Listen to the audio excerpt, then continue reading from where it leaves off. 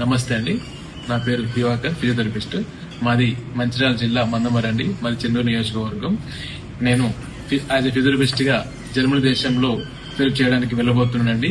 దీనికి ముఖ్య కారణం మన తెలంగాణ గవర్నమెంట్ స్థాపించిన డామ్కామ్ సంస్థ అండి. ఈ డామ్కామ్ సంస్థకి నేను చాలా కృతజ్ఞత తెలుపుకుంటున్నాను. అంతేకాకుండా జర్మనీకి వెళ్ళడానికి జర్మన్ లాంగ్వేజ్ తప్పనిసరి అండి.